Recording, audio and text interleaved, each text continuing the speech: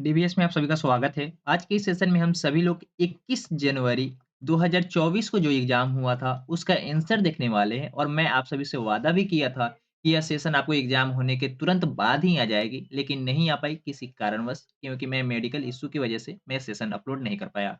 आगे चलते हैं फर्स्ट सेशन के साथ यानी कि फर्स्ट क्वेश्चन के साथ सेशन की शुरुआत करते हैं। काफ़ी इंपॉर्टेंट क्वेश्चन है और काफ़ी इंपॉर्टेंट क्वेश्चन पूछे गए थे। यानी कि आप सभी क्वेश्चन का आंसर काफ़ी ईज़ी वे में बता पाए होंगे और आप देख रहे होंगे कि ये सभी क्वेश्चन मैथ के हैं, लेकिन मैं आपको मैथ कंटेंट सेक्शन का तैयारी कराया था, इसलिए मैं सिर्फ कंटेंट सेक्शन का ही क्वेश्चन मैं आपके सामने उसका आंसर उपलब्ध कराऊँगा। तो देखिए, सबसे पहले क्वेश्चन नंबर 33 में मैं आपको बता दूँ यह सेट हमारा आई है। सेट नंबर कौन-सा है?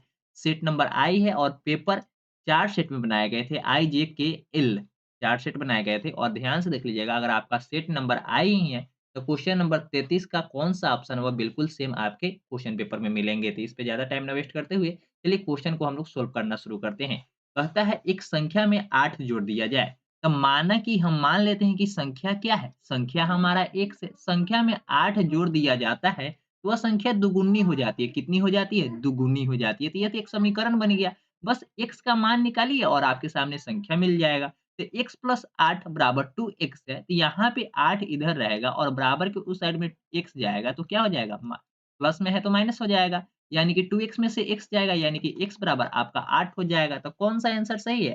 तो आपका ऑप्शन नंबर 2 बिल्कुल सही है, कोई दिक्कत नहीं।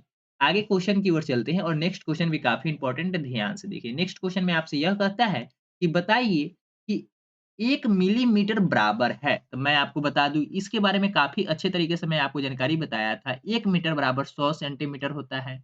1 1 मीटर बराबर 100 सेंटीमीटर होता है। इसी तरीके से मैं आपको बताया था कि 100 सेंटीमीटर बराबर सॉरी 10 मिलीमीटर बराबर 10 मिलीमीटर बराबर 1 सेंटीमीटर होता है। यानी कि यहाँ से अगर आपसे यह पूछे कि 1 मिलीमीटर बराबर क्या होगा? तो 1/10 यानी कि 0.1 सेंटीमीटर 0.1 सेंटीमीटर आपका ऑप्शन नंबर 2 बिल्कुल सही है। आपका ऑप्शन नंबर 2 बिल्कुल सही है, कोई दिक्कत नहीं होनी चाहिए। मैं जो बता रहा हूँ वह आंसर बिल्कुल सही है। मेरे अकॉर्डिंग हो सकता है कि यहाँ पे 1-2 क्वेश्चन का आंसर बोर्ड चेंज कर दे, लेकिन ऐसा होना नहीं चाहिए क्योंकि मैथ का आंसर जो मैं बताऊँगा वही बोर्ड भी डिसाइड करेगी। जो बोर्ड बताएगा वही आंसर मेरा भी होगा क्योंकि मैथ का कंटेंट बिल्कुल सेम रहता है, सॉल्व करने का मेथड अलग से हो सकता है, लेकिन आंसर सभी का सेम ही आता है। इसलिए मैं बोल रहा हूँ कि बिल्कुल सही आंसर आपका ऑप्शन नंबर 2 होगा।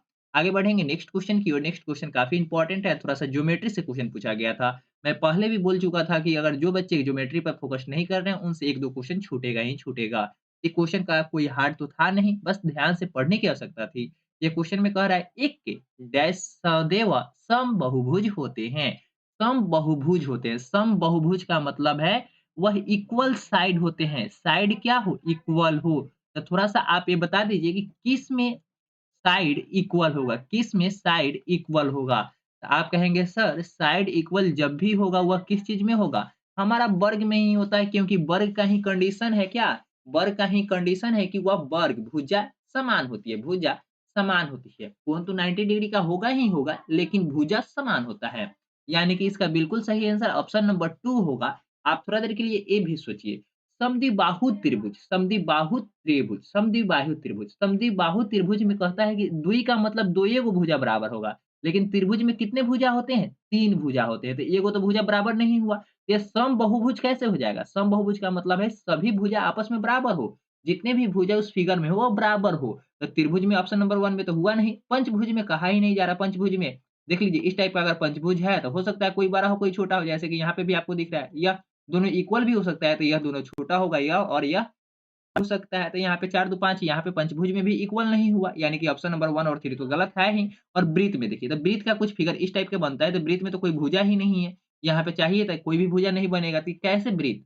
सदैव समबाहुभुज कैसे हो जाएगा? इसका बिल्कुल सही आंसर आपका ऑप्शन नंबर कौन-सा होगा? यहाँ पे आपका ऑप्शन नंबर बिल्कुल सही आंसर आपका ऑप्शन नंबर 2 होगा, कोई दिक्कत नहीं। आगे बढ़ते हैं नेक्स्ट क्वेश्चन की ओर। नेक्स्ट क्वेश्चन काफ़ी इंपॉर्टेंट है, थोड़ा-सा ध्यान से देखते चलिए और समझते चलिए।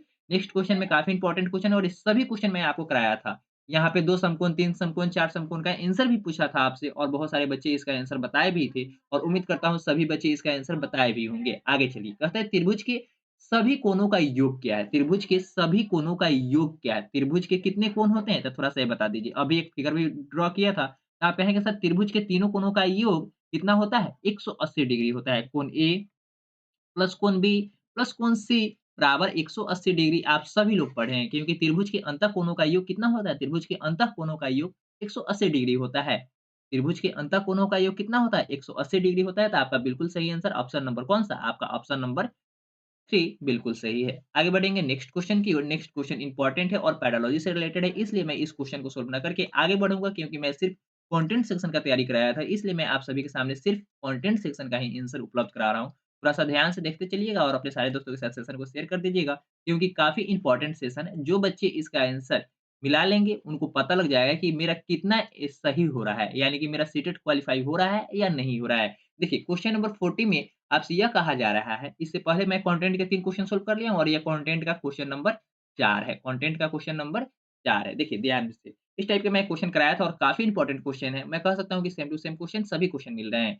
एक थोड़ा-सा क ज्योमेट्री का एक क्वेश्चन छोड़कर बाकी सभी क्वेश्चन मिल रहे हैं क्योंकि ज्योमेट्री पे मैं ज़्यादा फोकस ना करके आपको और सेक्शन पे ज़्यादा फोकस किया था, जिसके माध्यम से आप ज़्यादा कंटेंट में नंबर प्राप्त कर सकें। 15 में 14 क्वेश्चन ऐसे हैं कि आप ईज़ी वे में बना सकते हैं और कोई भी दिक्कत उसमें नहीं होगी। क्वेश्चन में कहता है क्वेश्चन नंबर 40 में 25,454 प्राप्त करना है। 25,454 प्राप्त करना है। प्राप्त करने के लिए 99 9909 यानी कि 9,909 9,099 और 9,009 के योग से क्या घटाना होगा कि इतना प्राप्त हो जाए? तो सबसे पहले इसको जोड़ लीजिए और जितना आएगा उसमें से 25,454 घटा दीजिएगा। तो देखिए जोड़िएगा तो 9 9 18 7 9 जोड़िएगा तो कितना हो जाएगा? 27 के साथ हाथ में 2 2 और 9 और 2 जोड़ेंगे तो 11 के एक हाथ में 1 ठीक है? 9 और 1 जोड़ेंगे तो 10 के 0 हाथ में 1 9 त्रिक 27 और 1 28 यानी कि 28,117 28,117 में से 25,454 आपको घटाना है। तो आप घटाएँगे तो क्या हो जाएगा? घटाइए इसका, घटाएँगे तो 7 7 में से 4 जाएगा तो 3 हो जाएगा और 1 में से 5 तो घटेगा नहीं, तो 1 में से 5 नहीं घटेगा तो आप क्या करेंगे? हासिल लेंगे। क्या करेंगे? हासिल लेंगे। तो ये तो 0 खुद में है, 0 है तो अगले वाले से हासिल लेंगे तो यह 10 बनेगा, 10 में से 1 ये हासिल दे देगा तो कितना बचेगा? यहाँ पे 11 हो जाएगा, 11 में से 6 गया तो 5 ठीक है? यह 10 बना था हासिल लेने के बाद लेकिन एक हासिल दे दिया, तो बचा क्या? 9 9 में से 4 जाएगा तो 5 9 में से 4 जाएगा तो 5 यह 8 था लेकिन एक हासिल में दिया है जिसकी वज़ह से यहाँ पे 7 है और 7 में से 5 गया यानी कि 2 2563 आपका बिल्कुल सही आंसर होगा। 2563 आपका ऑप्शन नंबर कौन-सा? आपका ऑप्शन नंबर 4 बिल्कुल सही है। कोई दिक्कत नहीं। इस टाइप के जब भी क्वेश्चन आपके एग्ज़ाम में पूछे जाएँगे तो इस टाइप से आप बना लेंगे और निश्चित रूप से मैं उम्मीद करता हूँ कि सभी बच्चे का बिल्कुल सही आंसर प्राप्त हुआ होगा। आगे चलते हैं नेक्स्ट क्वेश्चन की ओर। नेक्स्ट क्वेश्चन भी काफ़ी इंपॉर्टेंट है। थोड़ा-सा ध्यान से देखने की आवश्यकता है, इसके अलावा कुछ करने की आवश्यकता है ही नहीं। तो ध्यान से देखिए, मैं उम्मीद करता हूँ कि सभी बच्चे ध्यान से बना भी रहे होंगे। देखिए, क्वेश्चन यह काफ़ी इंपॉर्टेंट है और यहाँ पे कहता है, निम्नलिखित कथनों में से कौन-सा कथन सही है? निम्नलिखित कथनों में से कौन-सा कथन सही है? एक एक के बारे में कहता है, एक एक अभाज्य संख्या है। तो मैं कितनी बार सेशन में फ़ोकस किया था कि बताइए, अभाज्य संख्या किसे कहते हैं और इसका कंडीशन क्या है? कितनी बार मैं आपको बताया था अभाज्य संख्या किसे कहते हैं और इसका कंडीशन क्या है? तो आप सभी बच्चे जो अच्छे से सेशन को कंप्लीट किए होंगे, वे सभी को पता होगा कि अभाज्य संख्या के 2 ही फैक्टर होते हैं, 2 फैक्टर होते हैं। पहला वह 1 होगा और दूसरा वह खुद संख्या होता है यानी कि इटसेल्फ होता है। कहने के लिए अभाज्य संख्या का 2 फैक्टर होता है, लेकिन एक पहला फैक्टर 1 होगा और दूसरा फैक्टर वह खुद संख्या होगी। एग्ज़ाम्पल के थ्रू अगर समझा जाए तो अभाज्य संख्या 2 से शुरू होती है 2, 3, 5, 7 वैसी संख्या को अभाज्य संख्या कहते हैं जो किसी के टेबल में ना आए, या तो 1 से कटे या तो स्वयं से कटे, तो उस संख्या को हम अभाज्य संख्या कहेंगे। यहाँ पे दूसरा बात हो रहा है भाज्य के बारे में, तो मैं आपको बता दूँ भाज्य संख्या आपका 4 से शुरू होता है। कहाँ से शुरू होता है? 4 से शुरू होता है और यह आगे तक जाती है। तो यहाँ पे देखिए कि अब अभाज्य और भाज्य में कहीं भी आपका 1 मिला? नहीं ना मिला। क्या 1 का 2 फैक्टर है? जब 2 फैक्टर है ही नहीं तो अभाज्य संख्या कैसे हो जाएगा? अभाज्य संख्या नहीं होगा। 1 क्या भाज्य संख्या? ये तो 4 से भाज्य संख्या शुरू हो रही है तो 1 कहाँ से आ जाएगा? आपका ऑप्शन नंबर 1 और 2 दोनों गलत है। तो ऑप्शन नंबर 3 की ओर चलेंगे। 1 दोनों है, एक भाज्य और अभाज्य। ऊपर में तो भाज्य है ही नहीं तो दोनों कहाँ से हो जाएगा? तो आपका ऑप्शन नंबर 3 ऑप्शन में तो कोई जान ही नहीं है। आप जैसे पढ़ते तो बिल्कुल सही आंसर इसका ऑप्शन नंबर 4 हो जाएगा, क्योंकि अभाज्य संख्या है, क्योंकि एक अभाज्य संख्या ना होकर ना भाज्य संख्या और ना अभाज्य संख्या है। यानी कि एक न तो अभाज्य संख्या है और न ही भाज्य संख्या है। आपका ऑप्शन नंबर 4 बिल्कुल सही है। आगे बढ़ेंगे नेक्स्ट क्वेश्चन की ओर। नेक्स्ट क्वेश्चन काफ़ी इंपॉर्टेंट है, थोड़ा-सा ध्यान से देखिए। पैटर्न से रिलेटेड क्वेश्चन पूछा गया और काफ़ी ईज़ी क्वेश्चन है। उम्मीद करता हूँ कि सभी बच्चे इसका बिल्कुल सही आंसर बताए होंगे, क्योंकि यहाँ पे पैटर्न कोई हार्ड नहीं दिया गया है। 1 लिखा हुआ है, 8 लिखा हुआ है, 27 लिखा हुआ है, 64 लिखा हुआ है और इसके अलावा 125 लिखा हुआ है। अगला 2 आपको बताना है। तो मैं आप सभी को बता दूँ, इस क्वेश्चन को सोल्व करने में थोड़ा भी जान-प्राण नहीं लगेगा। यानी कि यह 1 का क्यूब है, यह 2 का क्यूब है, यह 3 का क्यूब है और यह 4 का क्यूब है, यह 5 का क्यूब है। तो अगला क्या हो जाएगा? 6 का क्यूब हो जाएगा। अगला क्या होगा? 7 का क्यूब हो जाएगा। तो 6 का क्यूब 36 में 6 से गुणा करेंगे तो 216 आ जाएगा। 7 से 49 और 49 में 7 से गुणा करेंगे तो यह आपका 343 हो जाएगा। तो आपका ऑप्शन नंबर 4 बिल्कुल सही है। आपका ऑप्शन नंबर 4 बिल्कुल सही है। इस जिस भी बच्चे का आंसर शीट है काफ़ी इम्पोर्टेंट है और वे शेयर करने के बाद ही मैं इस सेशन को उपलब्ध करा रहा हूँ। इसके लिए उस बच्चे का thank you so much for share your question paper. आगे चलते हैं नेक्स्ट क्वेश्चन की ओर। नेक्स्ट क्वेश्चन भी काफ़ी इम्पोर्टेंट है और आगे काफ़ी इम्पोर्टेंट क्वेश्चन पूछे गए थे और हल्का क्वेश्चन था। मैं यह कह सकता हूँ कि जितना भी क्वेश्चन मैं आप सभी को कराया था, सभी उसी सेट के आधारित उसी क्वेश्चन पेपर के अकॉर्डिंग आपके क्वेश्चन पेपर बने थे और जो भी मैं तैयारी कराया था, वो काफ़ी बेनिफिशियरी आप सभी के लिए साबित हुआ। देखिए, ये बोर्ड मार्क्स का रूल है और आपको मैं कितनी बार बता चुका हूँ कि बोर्ड मार्क्स BORD इसके बारे में जानकारी बहुत बार बताया हूँ और बी से ब्रैकेट होता है, ओ से ऑफ होता है, डी से डिवीज़न होता है, एम से मल्टीप्लिकेशन होता है और ए से एडिशन होता है। तो इसमें आपको डीएमएएस का काम पड़ेगा, यानी कि डिवीज़न, मल्टीप्लिकेशन, एडिशन और सब्ट्रैक्ट का काम पड़ेगा, ठीक है? तो सबसे पहले हम भाग करेंगे, तो भाग करेंगे तो यही ना भाग करना है, तो ओरली भाग कीजिए, तो इतना का मतलब 7 हो गया। अब आपको गुना करना है, तो इतना का एक जगह गुना कर लीजिए और इधर इतना का गुना कर लीजिए।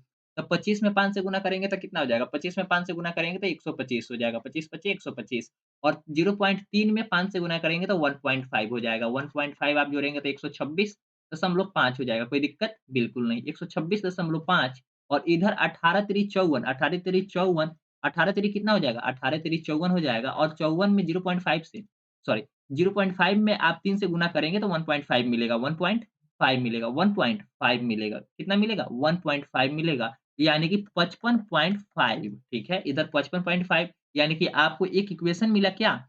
तो 126.5 माइनस 7 माइनस 55.7 अब आपको जो आंसर होगा दोनों को एक दोनों को जोड़ लीजिएगा क्योंकि माइनस-माइनस प्लस होता है और साइन माइनस का ही रहेगा।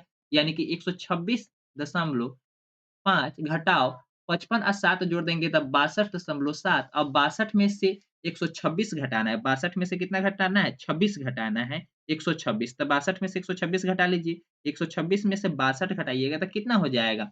सॉरी यहाँ पे 57 नहीं है, यह 5 ही है, 55.5 है। कितना है? 55.5 है तो यहाँ पे 55 दशमलव हम लोग 5 ही लिखेंगे, यहाँ पे 7 नहीं सॉरी। यहाँ पे आगे चलते हैं, यहाँ पे लिखेंगे 55.5 ही। तो 162 126 में से 62 जाएगा तो आपका बिल्कुल सही आंसर 64 हो जाएगा, कोई दिक्कत नहीं। तो आपका बिल्कुल सही आंसर ऑप्शन नंबर कौन-सा? ऑप्शन नंबर 2 बिल्कुल सही है। आगे बढ़ेंगे नेक्स्ट क्वेश्चन की ओर। नेक्स्ट क्वेश्चन भी काफ़ी इंपॉर्टेंट है। आगे चलते हैं कंटेंट का जो क्वेश्चन है उसकी तरफ और काफ़ी इंपॉर्टेंट ध्यान से देखते चलिए। देखिए यहाँ पे आपसे क्वेश्चन यह कहा गया है कि बताइए इसका बिल्कुल सही आंसर क्या होगा? क्वेश्चन नंबर 46 के लिए और इम्पोर्टेंट क्वेश्चन है, सभी बच्चे इसका बिल्कुल सही आंसर बताए भी होंगे। कहता है किसी स्थान ओ से मान लीजिए किसी स्थान ओ से आराम करके एक मेढक 3 कदम, यह मेढक चलता है कितना? 3 कदम, यहाँ पे मेढक चला 3 कदम, फिर से 3 कदम कूदेगा, फिर से 3 कदम कूदेगा। इसी तरीके से यह मेढक चलता है 3-3 कदम, कितना चलता है? 3-3 कदम। कौन चल रहा है? फ्रॉग जिसको मेढक बोलते हैं। फ्रॉग का मीनिंग जो भी हो मेढक होगा, ठीक है? आप थोड़ा-सा देख लीजिएगा मीनिंग हो सकता है एरर भी हो, ठीक है? इरेज़ कर लेते हैं। आगे चलते हैं यहाँ पे कहता है उसी स्थान से एक 7 कदम कौन छलांग लगाता है? खरगोश। तो 7 कदम तो इससे ज़्यादा होगा। ठीक है? यहाँ पे आ गया। अगला 7 कदम कुछ इस तरह होगा, यहाँ पे होगा 7 कदम। यानी कि जो खरगोश है वह 7-7 कदम कूद रहा है, जो खरगोश है वह 7-7 कदम कूद रहा है। तो सबसे पहले आप ये बता दीजिए कि निम्न में से किस पर वे दोनों एक साथ छलांग लगाएँगे? तो आपको इसी तरीके से जब आगे बढ़ेंगे, तो यह अगले में क्या मिलेगा? 3 यानी कि यह अगला 7 पे छलांग लगाएगा तो 21 आ जाएगा और इसी तरीके से यह मेढक भी छलांग लगाते आएगा तो पहली बार यह एक ऐसा पॉइंट मिलेगा, पहला पॉइंट आपका 21 मिलेगा जहाँ पे क्या खरगोश और मेढक दोनों का पैर एक ही स्थान पे होगा, दोनों का पैर एक ही स्थान पे होगा, ठीक है? यानी कि पहली बार वह 21 पे मिलेगा, पहली बार 21 पे मिलेगा, ठीक है? और 21 पे मिलने के बाद कहता है वह अगली बार कितना पे मिलेगा? अगली बार 42 पे मिलेगा, अगली बार कितने पे मिलेगा? 63 पे मिलेगा, अगली बार कितने पे 84 पे मिलेगा। यानी कि 21 के मल्टीपल पे वह मिलती जाएगी खरगोश और मेढक दोनों का पैर और 21 के मल्टीपल पे मिलती जाएगी। तब अब इसमें जो आंसर कब होगा? जो 21 से पूरा-पूरा डिवाइड हो जाए, तभी वह पूरा-पूरा क्या होगा? उसका आंसर होगा। तो 343 जब आप 21 से डिवाइड करेंगे, 21 से इसको डिवाइड करेंगे 343 को, तो यह पूरा-पूरा नहीं कटेगा। 16 दशमलव कुछ इसका आंसर आ जाएगा। 16 पॉइंट कुछ इसका आंसर आ जाएगा जो कि बिल्कुल गलत है। पॉइंट में तो होना ही नहीं चाहिए, पूरा कटना चाहिए। ठीक है? पूरा कटेगा तभी आंसर होगा, तो पूरा तो कटा नहीं, इसलिए आपका बिल्कुल सही आंसर आपका ऑप्शन नंबर 1 हो ही नहीं सकता। 371 को जब आप 21 से डिवाइड करेंगे तो 17 पॉइंट कुछ-कुछ आएगा। तो ये भी आपका पूरा-पूरा नहीं कटा है, यानी कि ये भी आपका ऑप्शन हो ही नहीं सकता। 2 ऑप्शन कैंसल हो गए। अब जिसको भी आप चेक कर लीजिए, 354 को एक बार चेक कर लीजिए। 354 को 21 से डिवाइड करेंगे तो आपका 16 पॉइंट कुछ आएगा। 16 पॉइंट कुछ आएगा, यानी कि ये भी आपका आंसर नहीं होगा, क्योंकि पॉइंट में इसका आंसर होगा ही नहीं होगा, क्योंकि जब तक 21 से वह डिवाइड नहीं होगा, तो वह मल्टीपल भी 21 का नहीं होगा, यानी कि आपका ऑप्शन नंबर 3 बिल्कुल सही है, कोई दिक्कत नहीं। उम्मीद करता हूँ जो भी बच्चे इस सेशन को देख रहे हैं, सभी का यह क्वेश्चन बिल्कुल सही होगा और बनाने में किसी को कोई भी कठिनाई नहीं हुई होगी। आगे चलते हैं नेक्स्ट क्वेश्चन की ओर। नेक्स्ट क्वेश्चन भी काफ़ी इंपॉर्टेंट है और आपसे इस टाइप के क्वेश्चन मैं पता ना कितनी बार मैं आपको बताया था और काफ़ी अच्छे से सभी बच्चे इसको सोल्व भी कर पाए होंगे। यहाँ पे समकोण का मान पूछा जा रहा है। कहता है कि क्या 2 पूर्णांक 2/3 समकोण में डिग्रियों की संख्या क्या है? डिग्रियों की संख्या क्या है? आपको बताना है। तो सबसे पहले आप ये बता दीजिए कि एक राइट एंगल यानी कि एक समकोण बराबर क्या होता है? एक समकोण बराबर 90 डिग्री होता है। एक समकोण बराबर कितना होता है? 90 डिग्री होता है। अगर आप इसे चाहे तो 2 पूर्णांक 2/3 भी लिख सकते हैं। फिर से आप बटा पर के जोड़ और पूर्णांक तोड़ेंगे तो फिर से वहीं आ जाएँगे जहाँ पहले थे, ठीक है? तो इस तरीके से भी लिख सकते हैं और यहाँ पे 2 समकोण का मतलब यानी कि 2 गुना 90 प्लस 2/3 गुना 90 लिखेंगे, कोई दिक्कत नहीं। तो 2 में 90 से गुना करेंगे 180 डिग्री प्लस यहाँ से 30 3 से 90 घटाएँगे तो 30, 30 दूना 60 यानी कि 180 प्लस 60 जोड़ेंगे तो 240 डिग्री। क्या हो जाएगा? 240 डिग्री आपका ऑप्शन नंबर कौन? आपका ऑप्शन नंबर 3 बिल्कुल सही है। किसी को कोई दिक्कत नहीं होनी चाहिए और काफ़ी अच्छे से इस क्वेश्चन का आंसर आप सभी लोग मिला रहे होंगे, तो ध्यान से मिलाते चलिए और आगे बढ़ते चलिए। देखिए नेक्स्ट क्वेश्चन भी यहाँ पे आपको ज़्यादा टाइम ना दिया जाएगा, क्योंकि आप सभी क्वेश्चन अटेम्प्ट कर लिए और जो होना होगा वही होगा। यहाँ पे काफ़ी इंपॉर्टेंट क्वेश्चन यह है, इस क्वेश्चन में आपसे पूछता है कि ब्रिज नाम का एक लड़का है, ब्रिज के पास अपनी पसंद की ज़मीन घेरने के लिए 100 मीटर का तार है। कितना मीटर का तार है? 100 मीटर का यह तार है। कितना मीटर का? 100 मीटर का तार है। वह सबसे बड़ा ज़मीन का टुकड़ा लेना चाहता है। वह सबसे बड़ा ज़मीन का टुकड़ा लेना चाहता है। निम्नलिखित में से उसे किस माप का टुकड़ा लेना चाहिए ताकि उसका ज़मीन का क्षेत्रफल अधिकतम होगा? तो सबसे पहले थोड़ा-सा आप ध्यान लगाइए कि यह एक तार का टुकड़ा है, ठीक है? और इसको सबसे लंबा यानी कि सबसे चौड़ा ज़मीन लंबा और चौड़ा यानी कि सबसे बड़ा टुकड़ा लेना है, सबसे बड़ा टुकड़ा लेना है, यानी कि उसका क्षेत्रफल भी क्या होगा? 12 ही होगा, क्या होगा? 12 ही होगा। तो सबसे बड़ा क्षेत्रफल भी बड़ा होगा, यानी कि यह एक प्रकार से आयत का निर्माण होगा और आयत का निर्माण होगा तो आयत का क्षेत्रफल क्या होता है? लंबाई गुना चौड़ाई। आयत का क्षेत्रफल क्या होता है? लंबाई गुना चौड़ाई। तो इस सभी को थोड़ा-सा आप गुना करके देख लीजिए। 45 को 5 से गुना करेंगे तो 195 मीटर हो जाएगा, मीटर स्क्वायर। या 25 को 25 से करेंगे तो 625 मीटर स्क्वायर। तो आप दोनों में बताइए कौन बड़ा है? तो आपका आंसर 695 बड़ा है। 30 को 20 से गुना करेंगे तो यहाँ पे 6 मीटर स्क्वायर 600 मीटर स्क्वायर हो जाएगा। 15 को 35 से गुना करेंगे 15 को 35 से गुना करेंगे तो बिल्कुल 525 मीटर स्क्वायर हो जाएगा।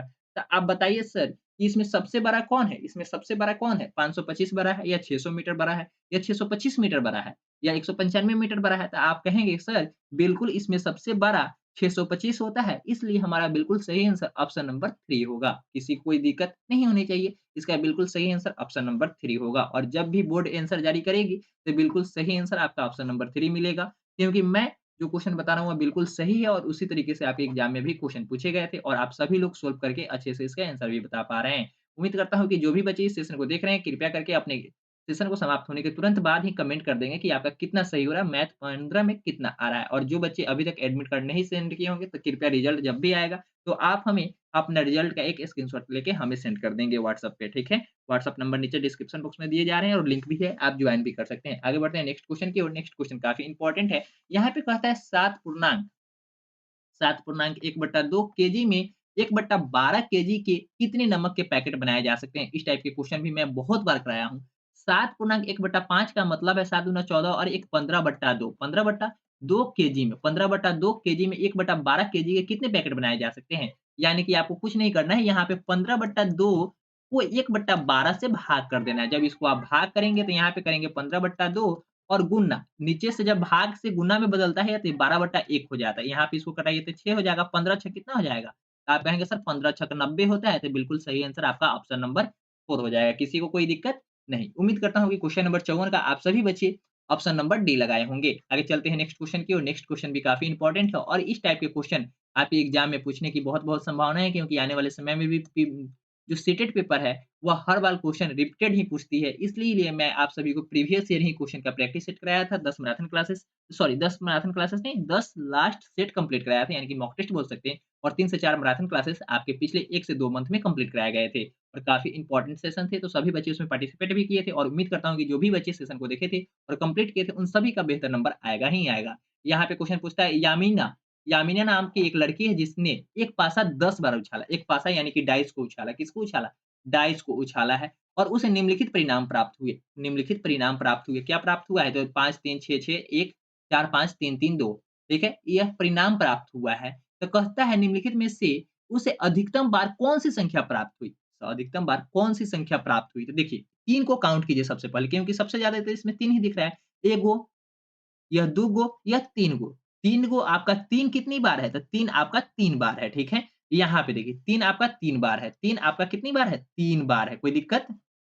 नहीं। 6 देखेंगे तो 6 आपका 2 बार है। 6 आप देखेंगे तो 6 आपका मात्र 2 बार है। 6 आपका 2 बार है, ठीक है? इसके अलावा 5 को आप देखेंगे तो 5 आपका कितनी बार है? तो 5 आपका 2 बार है। 5 आपका देखेंगे तो यहाँ पे एगो 5 है और एक यहाँ पे 5 है। तो 5 आपका कितनी बार है? 5 2 बार है। तो अभी तक तो सबसे ज़्यादा आपका 3 ही है ना, 3 बार। 1 आपका 1 बार आया है, 2 आपका 1 बार आया है। यानी कि इसका बिल्कुल सही आंसर ऑप्शन नंबर कौन-सा हो जाएगा? इसका बिल्कुल सही आंसर ऑप्शन नंबर, ये ऑप्शन नंबर 2 हो जाएगा। ऑप्शन नंबर 2 हो जाएगा, क्योंकि 3 ही 3 बार आया है और सबसे अधिक बार आया है। इसलिए बिल्कुल सही आंसर ऑप्शन नंबर 2 हो जाएगा। किसी को कोई दिक्कत नहीं होनी चाहिए। आगे बढ़ेंगे नेक्स्ट क्वेश्चन की ओर। नेक्स्ट क्वेश्चन भी काफ़ी इंपॉर्टेंट है। मैं आपको वही क्वेश्चन करा रहा हूँ जो आपके कंटेंट सेक्शन में पूछे गए थे, ठीक है? और मैं सिर्फ कंटेंट सेक्शन का ही आंसर बता रहा हूँ। काफ़ी इंपॉर्टेंट सेशन है, थोड़ा-सा ध्यान से देख लीजिए। यहाँ पे मैं आप सभी को एक जानकारी बता दूँ, क्वेश्चन नंबर 58 में थोड़ा-सा आपको ध्यान से देखने की आवश्यकता है। कहता है पार्सल का भार, मान लीजिए हम किसी को गिफ्ट भेज रहे हैं, किसी को हम गिफ्ट भेज रहे हैं, तो एक पार्सल भी तो भेजना पड़ेगा ना।